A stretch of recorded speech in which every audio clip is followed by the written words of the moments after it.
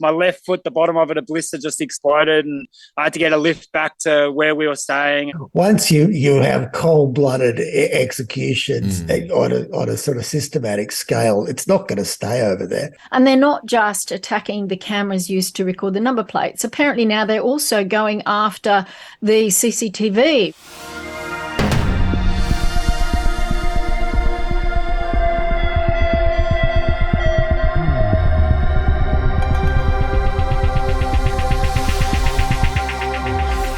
The date for the voice referendum has now been set, Saturday the 14th of October. And with that announcement from Anthony Albanese, my prediction that the voice wouldn't even get to a vote was clearly wrong and is now very much dead and buried. May that prediction rest in peace.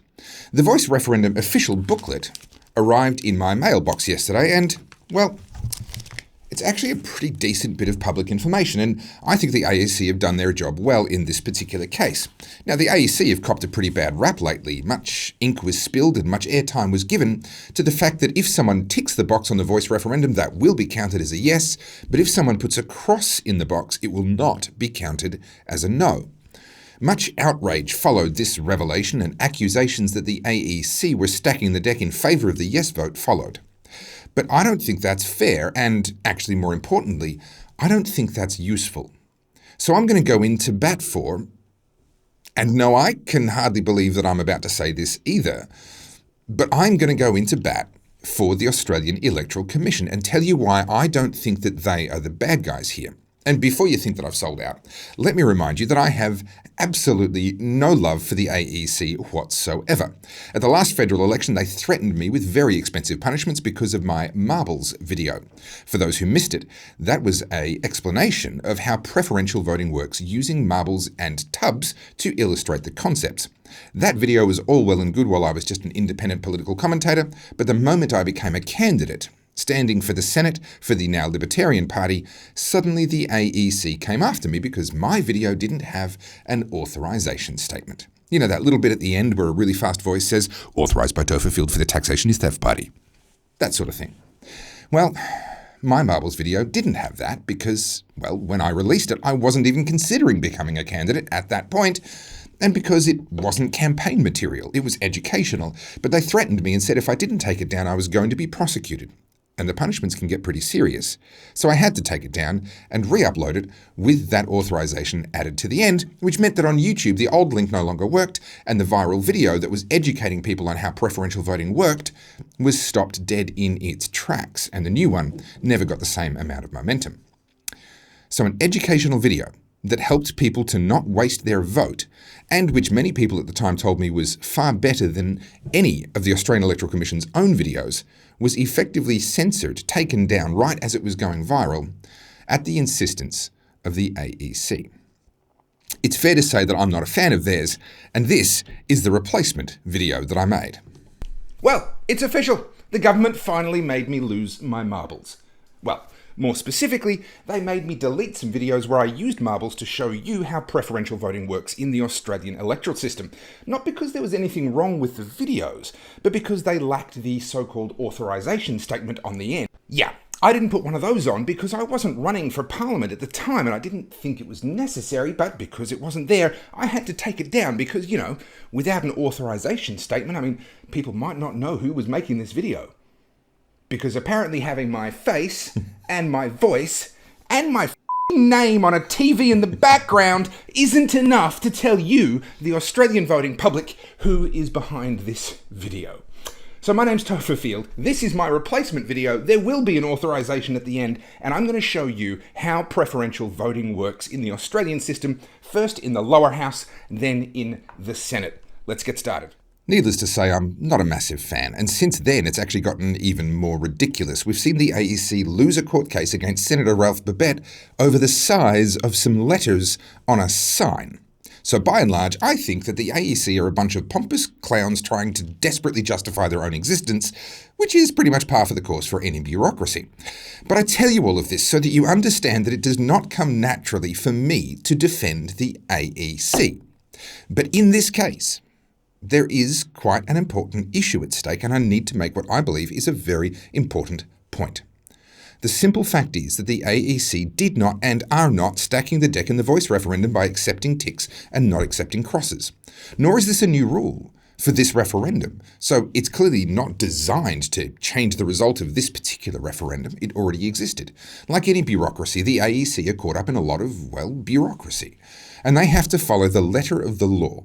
The letter of the law includes things called savings provisions, which mean that even if someone does not vote correctly, which in this case correct voting requires writing either a yes or a no in the box, which in the past over 99% of voters have done that, by the way, even if someone does not do that, does not vote correctly, but their intent was clear, then the vote can still be counted thanks to these things called savings provisions. The AEC don't actually get a say in that. That's just the rule they have to follow.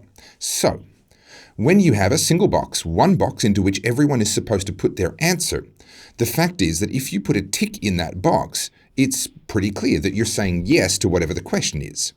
And so the savings provisions require that the tick be counted because the intent is clear. The AEC has no choice. But, and let's be honest, every single one of us, you included, has at some point in your life used a cross. Put a cross into a box on a multiple choice question or a breakfast menu at a hotel or somewhere.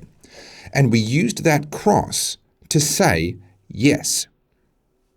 And this is the problem that the AEC have. They must count the vote if the intention is clear, but unfortunately, it's just one of the quirks of our language and culture that we use a cross to say both yes and no in different contexts, meaning that the intent of a cross is not clear, meaning the AEC cannot count it no matter what.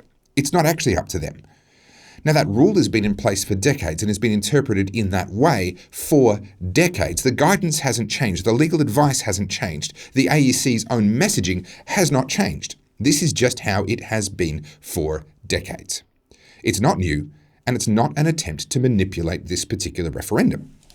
Right, so with all that said, I can finally get to the real point that I want to make here, and that is that focusing on technicalities like this is a terrible thing to do when you have arguments of substance that you could be talking about instead. It's a pretty universal rule of arguments that people put forward their best reasoning, their strongest points, their best arguments. So it's safe to assume that whatever you're hearing from someone is the best they've got. And there's lots of really good reasons to not support the voice, and personally, I will be voting no. But when we divert our attention away from those issues of substance and onto a technicality, such as being outraged by the fact that the AEC are literally just doing their jobs, it sends a signal that this is the best argument we've got. We're resorting to technicalities.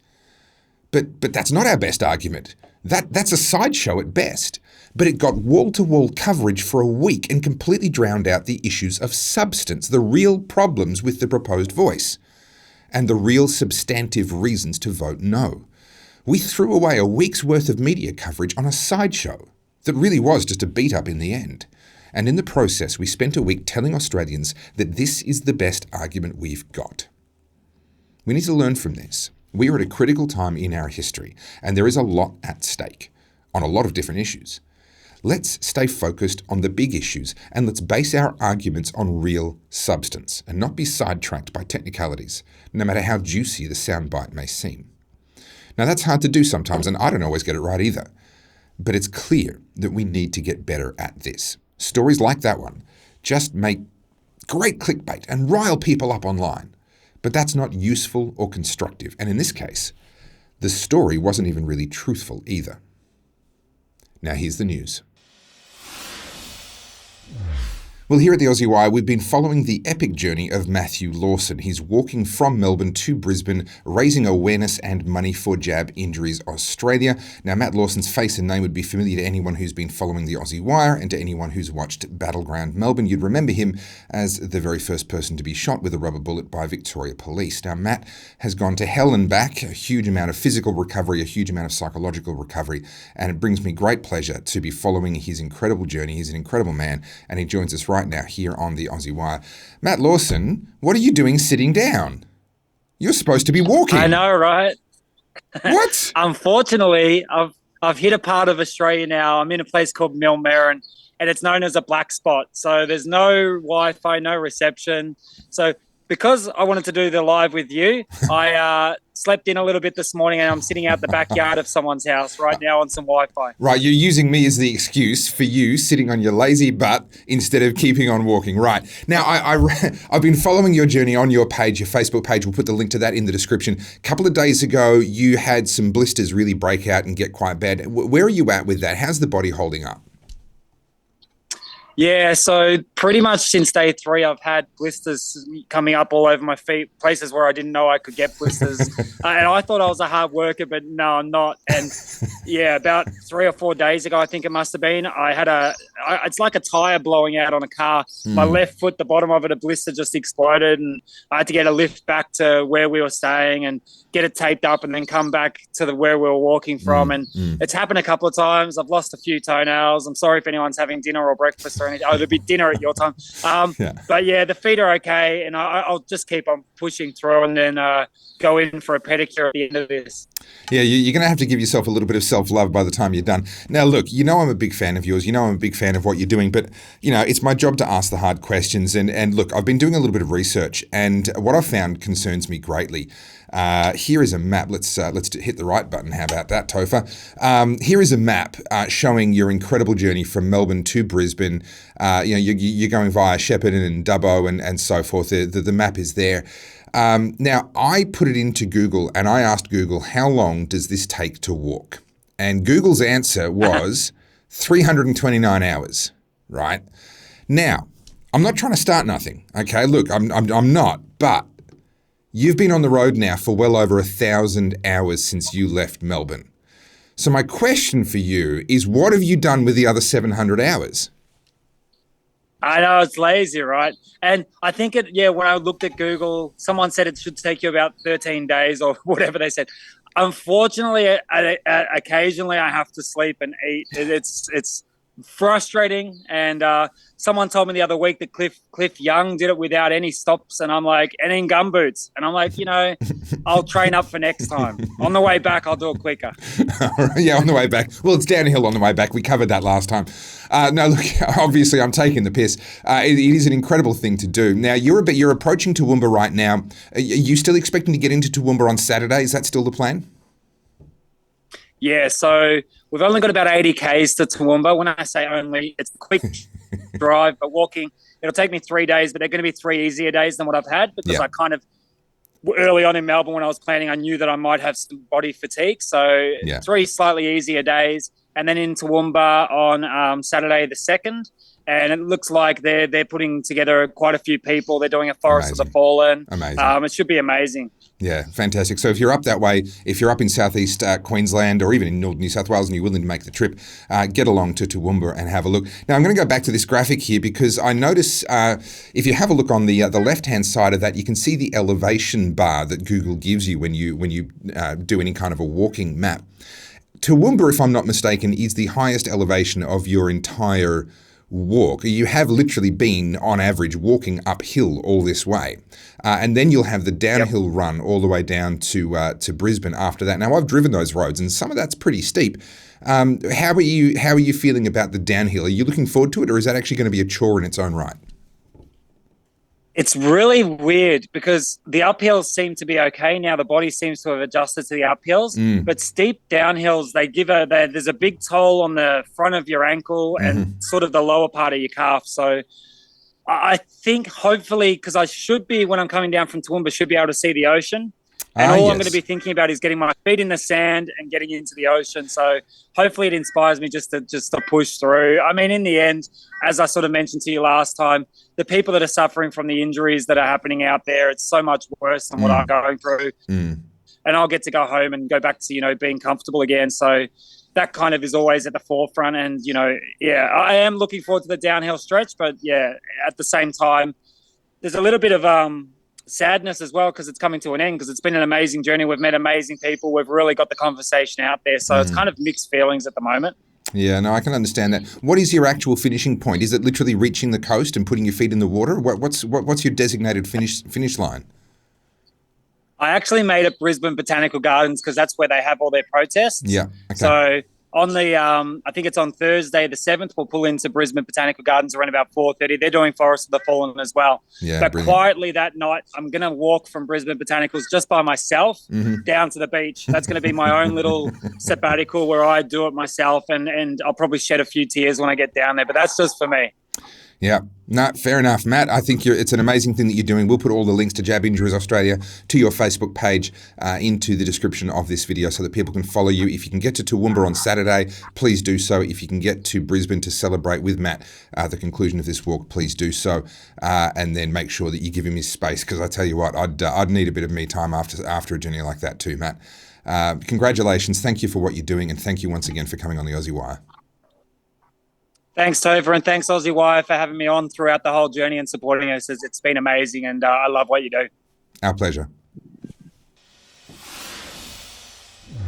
Well, throughout our history, Australians have tended to be very supportive of our armed forces. There's been a few exceptions throughout history, but by and large that's been very true. And the default position for most Australians tends to be that we don't judge soldiers who are making life and death decisions in the heat of battle from our armchairs back home. And that's all well and good, but we do have to maintain some standard. We do have to maintain some level of expectation, lest we and our own armed forces who are fighting in our name become just as bad as the people that we are fighting against. So what does one do when they see something that they believe crosses that line? Well, that is the question that my next guest, David McBride, was forced to ask himself in a very real and very tangible way. David, thank you so much for coming on the Aussie Wire. Not at all. Thanks for having me. Now, you were, in fact, in the British military and quite a high-ranking officer in the British military. You then came to Australia. You worked for the Australian Army as a lawyer. And it was in that capacity, I believe, that you came across information that you believed showed that line had been crossed. Can you talk us through that? Yeah, it's not what most people think it is. It wasn't so much the war crimes that caught my attention. It was the leadership covering up those war crimes and actually being more interested in putting out rosy public statements than the truth. It was actually the opposite. It was actually the leadership, I believe, were scapegoating good soldiers, actually trying to put some good soldiers in jail, right, who had done nothing wrong. And I couldn't work out why. I was like, we have had all these very suspicious incidents in 2012. You haven't done anything. You haven't investigated any of them. And now you've got guys who are just defending themselves and you're trying to put them in jail. And I smelled a rat. I said, well, the law hasn't changed, but your actions have changed. What is going on here? And the people I'm hunting are the generals, not the corporals, to say you knew what was going on. You had some sort of active cover-up going on. And it was despicable. I mean, I love soldiers. I've been in the army all my life. And the idea that you would put a good soldier in jail to protect, I wouldn't even say they were protecting the bad soldiers. I think they were trying to protect themselves. Sure. Because if they thought certain things would come out, that would blow back on the leadership. And that's all they really cared about, was their own reputations. And that disgusted me. Sadly, that's so often the case in all kinds of organisations, and unfortunately the military is no exception there. Now, that blew up into a huge series of stories. The ABC picked up the stories, and we saw coverage. Excuse me a moment. There we go. I'll find the correct buttons there, David. Sorry for that. We saw coverage on the ABC. A number of journalists did pick this up. And it is quite shocking. I mean, Australians have been incredibly lucky. I count myself amongst the luckiest people in the world. I was born in this country. I've never seen conflict with my own eyes. I spent a couple of years in the Army Reserve playing soldier, got my qualifications, was never deployed anywhere, never ever saw the horrors of war in real life. And so it's always going to be shocking when documents like this do get released. Can you give us some insight into the nature of the things that you were trying to draw to their attention? You've spoken in general terms of a cover-up and that there were some things that happened in your view in 2012 that ought to have been investigated. What are some of these things? Well, I think it was said best by one of the SAS soldiers who gave evidence in Ben Roberts-Smith's defamation trial. There's a line that can sometimes be crossed, and I was never going to have a problem with a soldier. I'd been on the streets of Northern Ireland in the British Army. A soldier who mistakes someone holding a shovel through the mist for a rifle in time of great stress, and he's trying to protect his mate's life. I mean, that is what's going to happen in war. Even shooting someone half a second after they put their hands up after a tough engagement. I mean, that's going to happen. But it wasn't that. It was handcuffed people in cold blood after many minutes had gone by, and then a premeditated, almost to some sort of cruelty execution, clearly executions. And the problem with that from a professional soldier point of view is that you turn a military unit into a criminal gang because you've got 5 people that know what happened. And that means that they've always got something on, not just each other. So if something happens back in the base, I'm going to, you did something bad, you bashed your girlfriend, or I'm going to report it. They'll be like, you're not going to report anything, because remember that time when you were there and we blew those guys' brains out. We're all in this together forever. And no one ever talks about it. And then it starts the moral decay. I mean, people often say, oh, well, what happens over there stays over there. Once you have cold-blooded executions on a sort of systematic scale, it's not going to stay over there. Why would they not kill people in Australia? Once you decide the law is nothing and it's a joke and you're just going to do whatever the hell you want, you wouldn't stop when you got back. I mean, if you found out someone was going to maybe kill a corpse or whatever, and you thought you'd get away with it, you'd kill him. I mean, it's professional soldiers don't do it. And that's what the SAS guy said. He said, yeah, of course we fudge things a little bit. Your life's on the line. Tempers fray. People are human. It's like a rugby game out there. The rugby game where death is every. But you don't go too far. You don't end up like some sort of Nazi extermination squad where you're grabbing anybody and then blowing their head out and having a good laugh about it. I mean, that's too far. It's too much. And if your military units start doing that and thinking it's a bit of a joke, you're going to have problems. You've got a big problem already. One of the things that struck me, so I mentioned that I was in the Army Reserve earlier, not to claim any sort of status, but because of this point that I'm about to make now, it really struck me, literally from the very first week of a recruit course, that we were being trained, actively trained, that we were morally responsible for the choices that we made out on the battlefield. And that struck me as a really positive thing. And in the very first week of the recruit course that I went through, this is in the early 2000s, we were actually shown a documentary on the My Lai massacre, which took place during the Vietnam War when some American soldiers went much too far, landed out of their helicopters and literally committed an atrocity, just murdered a village of innocent people. And that was used in the recruit course that I was in as an example of what can happen when you let your culture go wrong, when you can lose that moral compass. So I've seen firsthand that there is at least what I believe a genuine effort from the military to have our soldiers have that moral compass and to try and maintain that moral compass even under the duress of war. And it's there from the very first week of training. What has to have gone wrong? And again, coming back to leadership again, to get to the point where people are doing those sorts of things and laughing about it? Yeah, it's a great point. And that's what really made my blood boil. We have so much training and we have so much. And this is what, you can imagine it's a good example. The training you did as a reservist was still pretty strong, and the My Lai massacre, even though the My Lai massacre is was a large-scale thing, and what many hundreds were killed. It's the same principle. You can't. We know that was disgusting, but taking 3 villages out the back and killing them is just as well. It's not as bad as killing 300, but it's no better. From a moral point of view. So we are seeing that kind of thing on a small scale. But what annoyed me, you can imagine how much training a general's had about leadership. And they have done, they could tell you a story about leadership that bring a tear to your eye, and they knew that we hung Japanese generals after the Second World War, not because they committed war crimes, but we said the test is you should have known. Yeah. And we hung them. Yeah.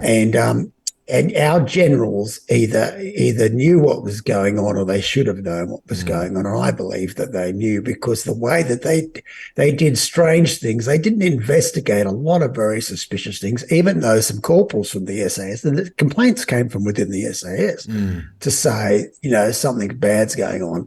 And then they suddenly started investigating all sorts of other things as a sort of a magician's distraction, And I suspect that was not a coincidence, and that's what disgusted me, to say these are the people who have had so much training about standing up, about doing the right thing, doing the hard thing, et cetera, and yet when it came to it, and that kind of duplicity, saying one thing, acting like we were, and you would have seen it in other areas of government, pretending to be all healthy or all this, but actually doing something completely different. And that's what really turned my stomach, to say we are pretending we are all above board and fantastic, but underneath, it's no accident. We're actually doing the opposite. So, David, we need to wrap this up, but just before we do, your court case is ongoing and it's coming to a little bit of a head. I mean, this is how many years have passed now. Can you give us an update on the court case situation and whether you believe that, as per the request of actually the Veterans Minister for the ACT, whether the Commonwealth Government is likely to ever drop these charges, or if they're going to see it all the way through? Well, that's a good question. I don't know the answer to that. I think that they will see it all the way through. I think it's because there's some sort of vindictive attempt to make an example of me, and it's not really about national security. It's trying to sort of teach people that, we will punish anybody that challenges us, that dares to challenge us. Because who knows what will happen if everybody wants to challenge us. But we will see. It's certainly going to be a very unwieldy case. It starts on the 13th of November. Everything is meant to be sort of high security. And they're going to be a jury of 12 people from the streets of Canberra who are going to have to suddenly get a high security clearance.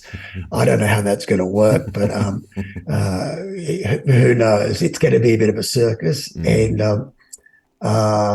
but I would like to say in the last minute, I'm so grateful to all this incredible support I've had, and people like yourself, independent media, have been fantastic. Well, David McBride, thank you so much for sticking your neck out on something that you saw and you believed was wrong, you believed crossed that line. You brought it to our attention thanks to the journalists that picked up the story. I will note just in closing here that actually no charges were ever brought against any of those journalists, and indeed no charges have to this point been brought against any of the soldiers whose actions were called into question from 2012 or any other incidents. So, David McBride, you're the only one on the hook, and you're the one that simply shone sunlight where it needed to be seen. Good luck with the court case, all the best, and thank you so much for coming on the Aussie Wire. Thank you, Topher. Thank you for your good work and all your listeners. Well, here at the Aussie Wire, we've been keeping a close eye on what's been happening in London with these ultra-low emissions zones. People aren't very happy, and that's putting it mildly.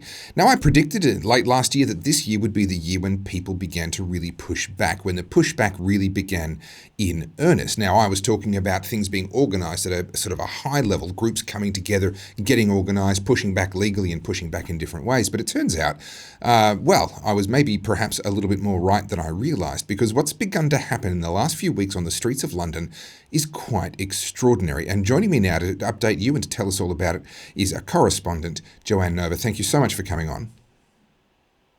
Thank you, Topher. It is fascinating what's going on in London, and it looks like it's finally biting in a really bad way. The Mayor of London, Sadiq Khan, has decided that he will expand what was an inner London charge for cars that did not fit his emissions desirable requirements.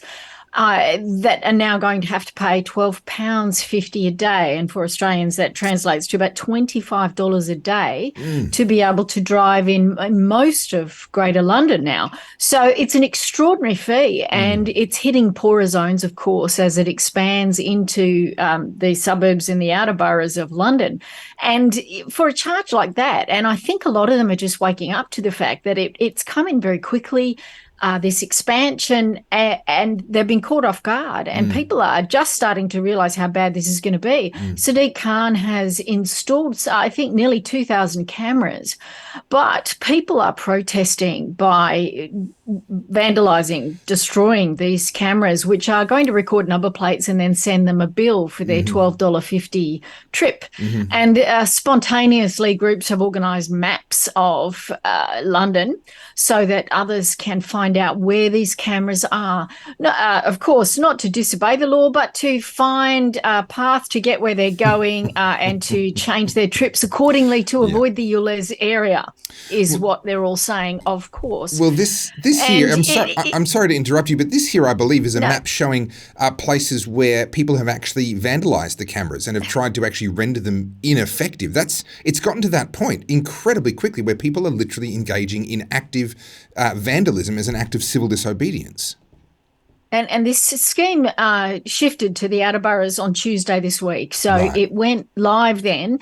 And the map you're looking at was from about a week ago. And at that point, I think nearly 30% of all the cameras had been listed as destroyed or damaged according to, these are spontaneous groups and websites that are coming up just to let people know what the current situation is. So, of course, traffic will presumably drive people who are desperate will do their best to drive in areas to avoid the cameras. And to put this in perspective, I think if someone gets caught going through a ULEZ zone, it's not just a £12.50 fee, but if they do it without registering, or there's some fine involved, which is more like £170 or £180.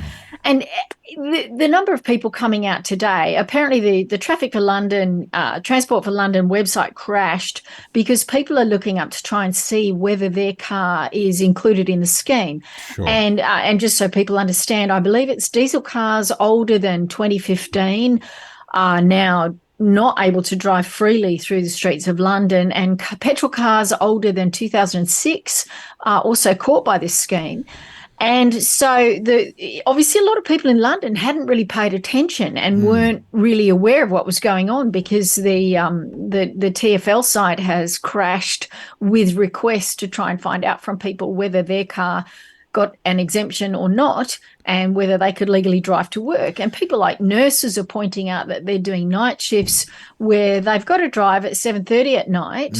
The buses are obviously not going to be easy for them to catch from these outer boroughs. So they're supposed to pay £12.50 to go to work, and the next morning they're going to be paying £12.50 again to pick it up. Pensioners are saying that their weekly pension is only £186.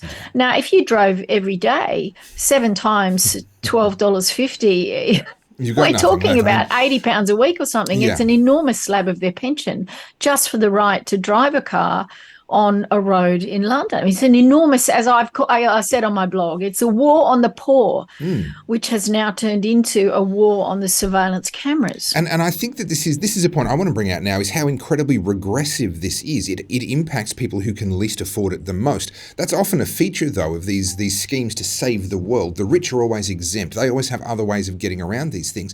It strikes me first and foremost, and again, thanks to your fantastic journalism, put up a graph here that shows car ownership. Now, this graph needs a little bit of explaining, and I'll get you to do that, please, Joe. Help us to, what are we looking at here, and how does this demonstrate just how regressive this policy is and how harmful it is for poorer people? Well, one of Sadiq Khan's arguments was that, well, this won't affect people in outer boroughs because most of their cars are compliant and a lot of them don't have cars. They're already catching public transport. But, of course, that isn't the case because public transport is notoriously unreliable or bad in these outer zones or slow.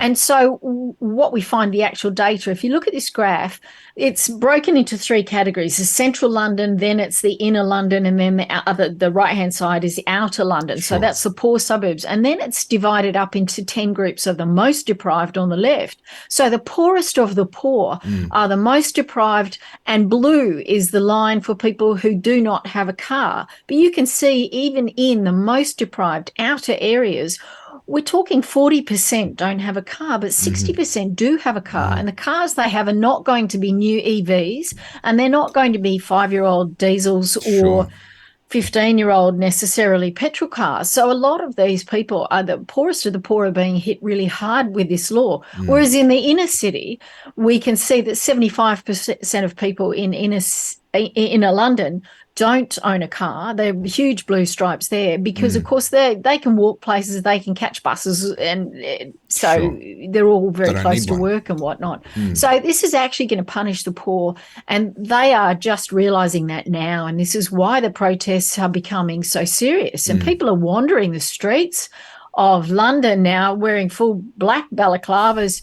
They call themselves the Blade Runners, and they're using long garden, the kind of long tools you use to cut your palm trees that have the really long reach with the clippers on the end. And they're using them to snip the wires under these cameras, which stops them working, or they're buying spray paint, as Katie Hopkins mentioned, buying spray paint in order to spray the cameras to stop them recording the number plates of cars in these areas. We'll get to Katie Hopkins. And I found a video there. Did you want to play that we'll video? Get to Katie Hopkins in just a sec. Katie Hopkins. Yeah, we'll get to Katie Hopkins in just a sec. I wanted to draw attention to this because this is a genuinely spontaneous movement. This is people standing up of their own free will, coordinating amongst themselves because of the anger, because of the outrage at how their rights are being trampled on is how I would describe it myself. But they're not alone because here's a Daily Mail article here. Sir Ian Duncan Smith backs the Blade Runners, as you've correctly identified them, the ULEZ, the Ultra Low Emissions Zone Vandals. He says he's happy for residents of his East London constituency to destroy the cameras because they have been lied to. So this is a genuine grassroots movement, but they're getting support not only amongst journalists, but also amongst some politicians. Now, the Katie Hopkins thing that you mentioned, well, I think I'm just going to play it and let people make up their own minds about what's really going on here. Watch. Disgusting. You know what these disgusting people are doing? It's vandalism. That's what it is. Vandalism. They are getting filling foam from places like Toolstation, 669, and they are vandalising the cameras that the Mayor of London is trying to put up in order to police the ULEZ zone, the ultra low emission zone that he's planning to expand to, well, pretty much anywhere near the back arse end of London and beyond. People are vandalising his cameras. Certain places, every single camera that's been put up has been sprayed with this filling foam. 669 Toolstation. And I think it's abhorrent. You know, just... It's a very clever bit of satire. Quite clearly, she is trying to gently encourage people, at least make them aware of where they can get this from. What does this say, Joe? Because I don't believe I've seen this on this scale in an English-speaking Western country in my lifetime. I don't believe I've seen a precedent for this before. What does this mean? What does this represent? It is extraordinary, isn't it? And people wandering the streets in black balaclavas to hide themselves. And they're not just attacking the cameras used to record the number plates. Apparently now they're also going after the CCTV, which is catching photos of people vandalising these cameras. And the residents appear to be grateful. Mm-hmm. And the Daily Mail was reporting just yesterday that the residents were coming out cheering on the people and they were watching them do this vandalism, and no one was standing up and saying, you know, don't destroy that and don't paint that. When they survey people in London, I think it's only about a quarter who support the new ULEZ zone or want this to be expanded, and people are getting really angry. And they're not just angry at Sadiq Khan, they're angry at Keir Starmer, the leader of the opposition, they're angry at the Tories, and they're saying the PM could do something about this, and the PM should be doing something about this, and he should be stopping it. And people are saying that about the Labor Party as well. And it is extraordinary that even Labor Party heavyweights and Keir Starmer have said, you know, Sadiq, maybe think twice about this, maybe just back off or slow down a little. So Sadiq's going even a bit fast for the Labor Party members of the nation, and yet they're not outright stopping it. They're not pointing out what an enormous tax this is. And the extraordinary position they're in, apparently they've said heritage cars are exempt. So 40-year-old cars are now exempt. So now the market has risen for old Morris Minors and minis and cars from, you know, way back. I put up, what do they call it, an imp, one of these cars. It was, they've become worth more because people can buy these old cars and drive them round and not have to pay $12.50 a day in order to get around in London. So, you know, Sadiq Khan may have accidentally created the new mecca for old cars in the world. If you've got a really old car, sell it in London, because it'll become like Cuba, where old cars drive everywhere. I got to tell you, this is music to my ears, because what you're telling me is that I can finally buy and drive a Series 1 Mazda RX-7, and instead of costing me a fortune because of the repairs and the fuel consumption and the oil consumption, all the other issues that they are known to have, it's actually going to save me money, because it's going to save me $25 a day just on that single charge. This is the best news I've heard all day, Joe. It's kind of hilarious. It's kind of scary. You know, I'm a big believer in civil disobedience. I practice that in Melbourne. I'm still up on criminal charges for that, and they're probably going to use whatever I say in this episode against me in court when they drag me in. Looks like my court cases are going to drag out till next year. But I believe that civil disobedience is an incredibly important part of the democratic process, and this is what we're seeing at work here. This is not some coordinated campaign from some political force. This is a genuine grassroots movement. We're going to keep an eye on where this goes from here. Joanne Nova, thank you so much for coming once again onto the Aussie Wire. Thank you for watching the Aussie Wire News. We release new episodes every Tuesday and every Thursday at 4 p.m. You can catch up on past episodes by going to theaussiewire.com, and you can also follow us on all of our social media channels at The Aussie Wire. Please consider becoming an insider. Insiders are financial supporters of the Aussie Wire and help us to continue doing what we're doing. In return, they get discounts on various different things, including books and tickets to events. They get lots of giveaways. They get our exclusive insiders-only content, plus the insiders community, where they get to chat amongst themselves, and I join in quite a lot. It's quite a lot of fun. The link to become an insider is in the description. Thank you so much for watching. My name is Topher Field, and this is the Aussie Wire.